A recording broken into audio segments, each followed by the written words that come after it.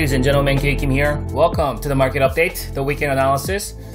Hope you guys had a good day trading today. Market is down pretty much all across the board. Market is down about 2%, right? S&P, NASDAQ, Dow, pretty much all across the board. We got the market down about 2%. We are seeing continuation from what we seen just a couple days ago with that decline. So I think in this video, I'm gonna try to figure out if this decline is actually gonna continue and potentially continue with this correction further, or is there any kind of support somewhere in this level going into next week? And it is all coming up right now.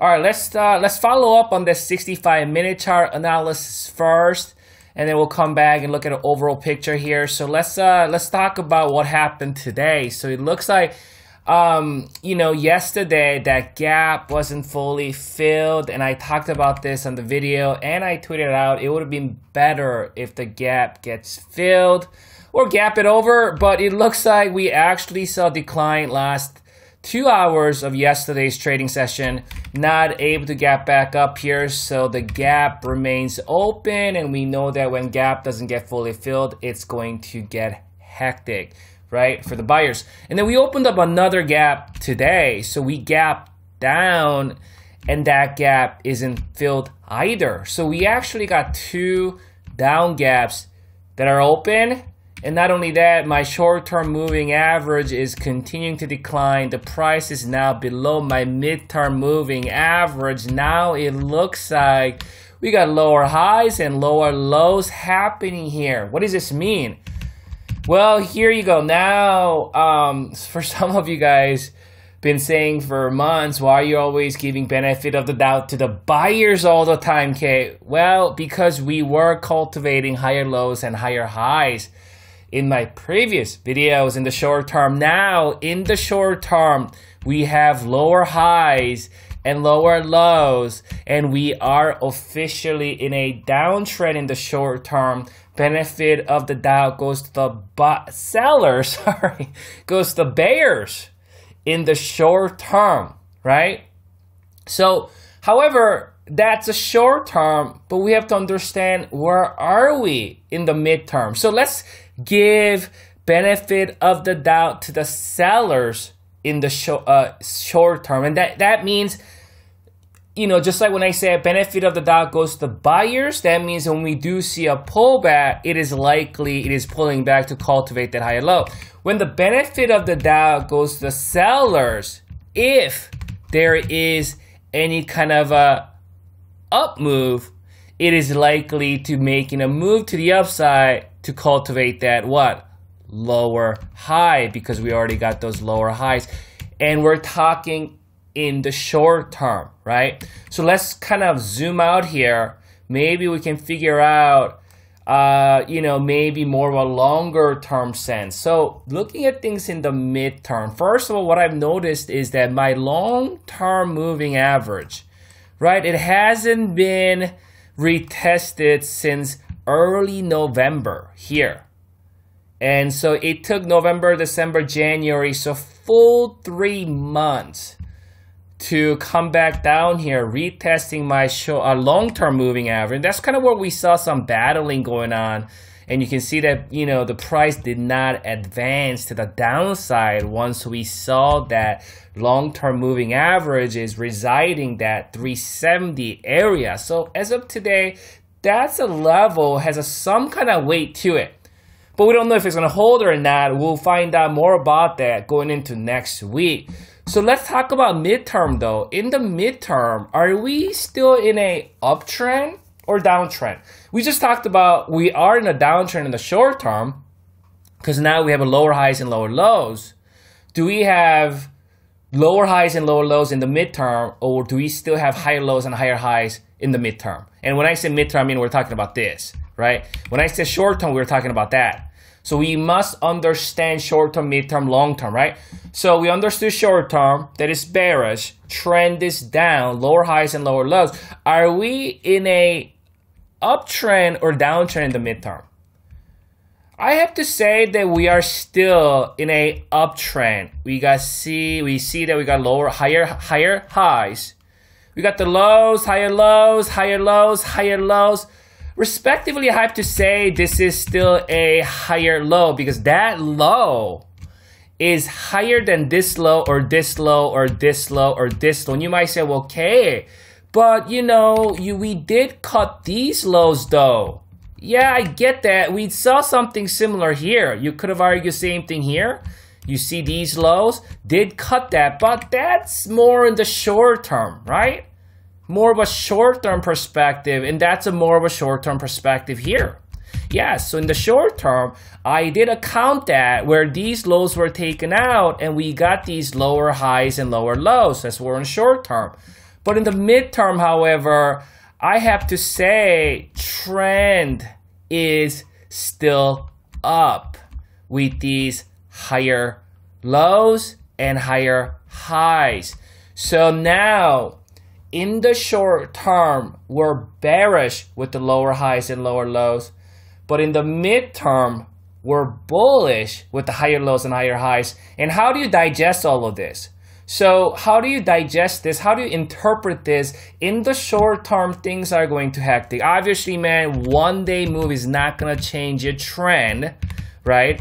Unless some kind of shenanigan, bullish, like gap up craziness, it's going to take time before that trend can shift back to bullish in the short term, right? It could be, I don't know, it could be weeks or something like that.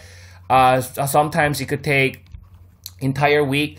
So going into early next week, in the short term, we want to give benefit of the doubt to the sellers, thinking that if there's any kind of bounce, there's a good chance that we can see that bounce getting sold. But maybe in the midterm, however, this thing makes a move, maybe a pull back, and then maybe it consolidates, maybe a little double bottom or something. We don't know how it's going to play out. We'll know more next week. And maybe it forms some sort of double bottom pattern, some consolidation or some sort to make this midterm trend bottoming price action before this thing starts to make higher lows and higher highs. You see what I'm saying? Let's check out that oscillator here. So here's a little bit more bearish connotation here. We continues to build lower highs and lower lows on the oscillator. Usually that doesn't happen in a uptrend environment in the short term. So these lower highs is going to pressure in the short-term movement. And right now we're hitting right on that dotted line. So, and so you can see where when things get a little heat up right here, this is the last time when we saw that short-term downtrend, short to midterm downtrend there. When things get heat up, we might see these oscillator pop like this. It might come right back down, and at some point it might hit that extreme oversold, which is here, which means bears not quite tired, but we may see some volatility in this oscillator. Maybe it's going to do something like that, you know, and then, you know, continue lower, and the price might kind of do this, right? So right now, bears not fully tight. Bears can push it if they want to, but any kind of pop we do see, we want to assume that benefit of the doubt goes to the sellers in the short term, that it might come back down. Right now we are kind of holding this. I found another pivot there coinciding with the long-term moving average. If this level doesn't hold, we have a gap area, and we first have that 363 support, horizontal support, and that's a rather pretty strong support, I have to say. So we got the rising pivot at 370, and then we got the 365 and 360, the gap area are the level of support going into early next week. Let's go back to daily chart here. So looking at this daily chart, looking at more of an overall picture. So when we looked at 65-minute, we're just looking at this. That's all we're looking at, right? So it is important we understand a big picture. So in the big picture, we got that rising pivot. We've been tracking this rising pivot quite some time now. And you can see we did pull far further away from the pivot, which is a good sign because I talked about the further it goes, the better it is, because when it does pull back, this rising pivot will potentially could act as what? New support, right? So we are seeing a pullback and we are seeing a retest here, right? You can see this is definitely, that's what we're hitting today on that rising pivot where we found support all throughout early December, early mid, late December. It acted as support early January also. So that's a pretty important level. And all throughout November, it acted as resistance, resistance, resistance, support, and currently holding at least prices just trading right at 370 at this point. So this is a potential support because this level acted as a resistance prior to this. I'm talking like, February and September and November. And it's been acting as support all throughout December and January. So this is a potential level of support.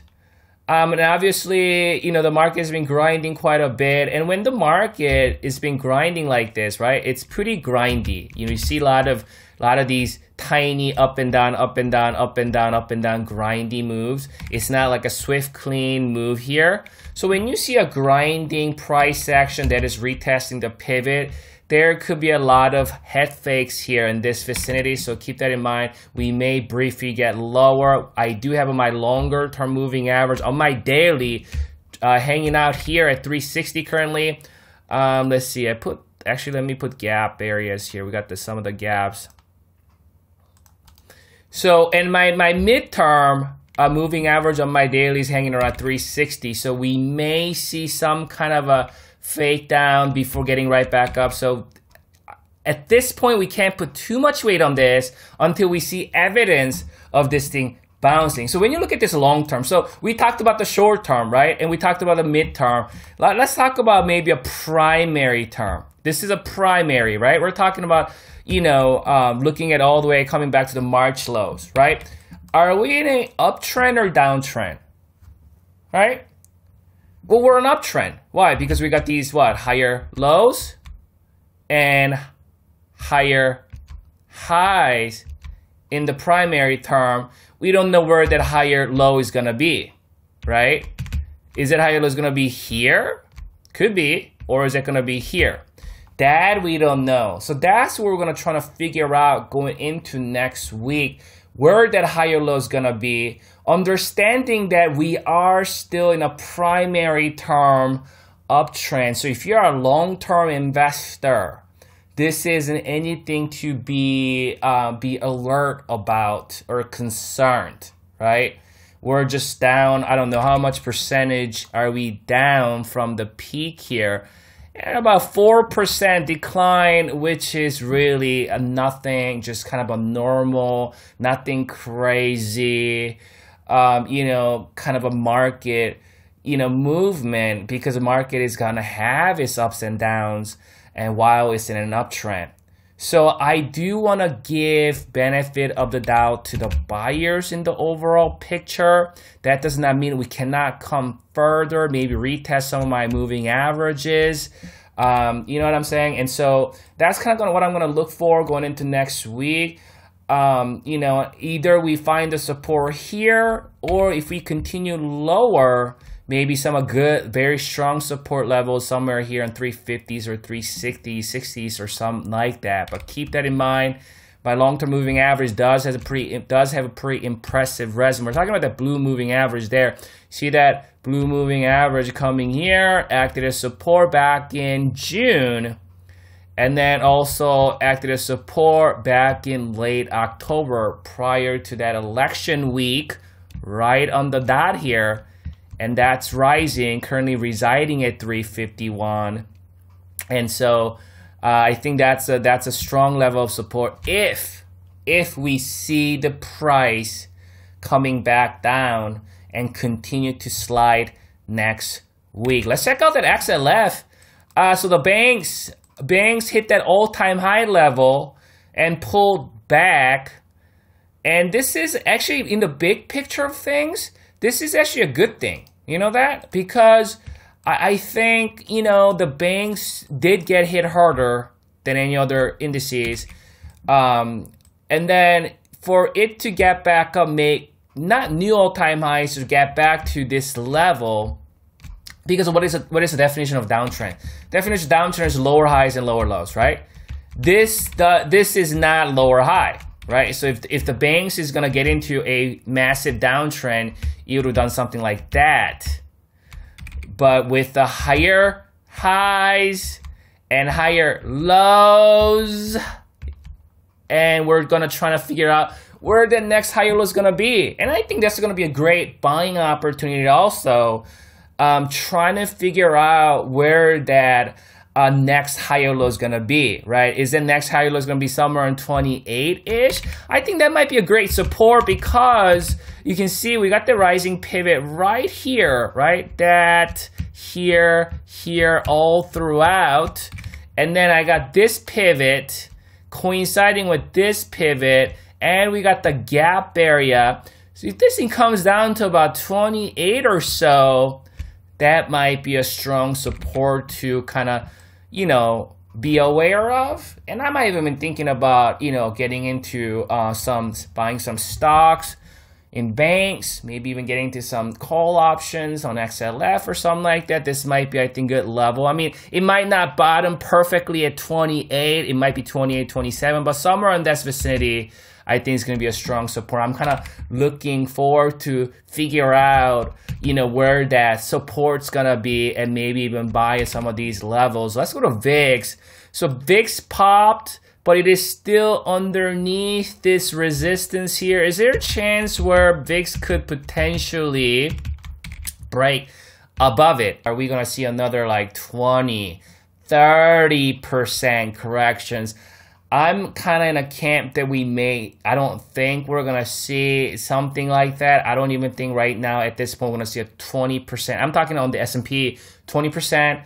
At most, we may see, at most, I think, doesn't mean I'm right. I could be definitely right. I think the worst case scenario, I think maybe 10 will be the worst case scenario on the S&P, and if we do see 10% corrections, that might be also great opportunity at around 350s. But as of today, it's kind of tough to tough to tell, and you'd be surprised how quickly sentiment can change. You know what I mean? Like at one point, everything looks so bearish. You're looking at everything bearish. Everyone's talking bearish, and then all of a sudden, like I don't know, Monday we open up, we're like, okay, that just went away, right? How many times you've been in that shoe? So you never want to come into a, we talked about this, come into a dramatic conclusion just because we're seeing a couple days of decline, right? And also keep in mind, this is a level we did see, price on VIX did pull back, you know what I mean? Because understanding that S&P 500 is where we're hanging right here on that pivot, maybe that supplementing, affirming that we're at that kind of a pivotal level. Either VIX breaks out or VIX comes back down. Same thing with Spider. Either we see price continuing higher, or Spider breaking down and sees about 10% corrections. And I think that's what VIX is telling us. Let's go to gold. So I think gold's been just kind of moving sideways here, hasn't really done. I think silver, let's actually let's talk silver because I think silver did better. Let's kind of clean this up. So on silver, actually silver looks much more bullish than gold because look at the silver here. We are slowly, so we got these eco lows, right? And then we slowly been cultivating higher highs here. So we got the low, those are double lows there, and we got the high, higher high, and we got the higher low here. So we have some early signal that silver is trying to make a move, and then we also trying to get back up to the recent highs here. If this can get up here and make a higher high, right, on silver, that's 3 consecutive higher highs here with 2 higher lows, and it's on the way up and resume with this primary term uptrend after a good correction that we faced back in August, September, and that's right here, right? And also, I think that pivotal level, we held that pivotal horizontal. Where's my? Okay, there you go. You know, it seems to be this level right here, right? That's prior support, resistance. It seems to held that level, right? I think this was very, very important, that higher low, because we already got that higher high here on silver with this low. And when this thing was pulling back, can we see a bounce and make this into a higher low? We did see that cultivation, but we don't have a full confirmation. It must make another higher high to fully confirm that that's higher low. If we can fully confirm it, I think silver, and then usually silver likes to lead upside or downside, right? So silver usually likes to lead. So if silver started going to the upside, I think gold and miners is gonna follow. So let's track silver going forward. One last one here before I let you guys go. Let's talk Bitcoin. So we talked about this last Friday or last Saturday, last weekend, this rising pivot, right? And guess what? We came right back down to it on Wednesday. That's a Wednesday price action. That's Thursday. That's today. We saw a huge gap up. We did see a fade, but that's better than nothing, right? This red candle being in the middle of it here, it's worse than this red candle being at the top here, right? So you can see this gap acted as support. You can see this gap still remains open here. You see this? That's why tracking these gaps, they all provide a cushion. As you know, Bitcoin start coming down, these gaps, they're all acting as a cushion, trying to slow it down, right? Trying to slow that price down when it was selling. And once it hit that rising pivot right here, we saw very swift move to the upside. Next day, we saw like a hammer-like candle continuation, and we gapped up, came down, and my short-term moving average is getting retested right here. So you can see the short-term moving average acted as a resistance here, potentially acting as new support. Maybe my short-term average do something like that. Price gap back up. This gap needs to be filled because that's an island top reversal, right? So that gap needs to be filled. So I think what I want to look forward to next week is Bitcoin going back up here, some point, filling this gap, and we'll see a pullback, right? And then maybe retest that moving average and then get up and make higher lows and higher highs. You guys enjoy your evening, enjoy your weekend. Come back for you, and good luck trading next week.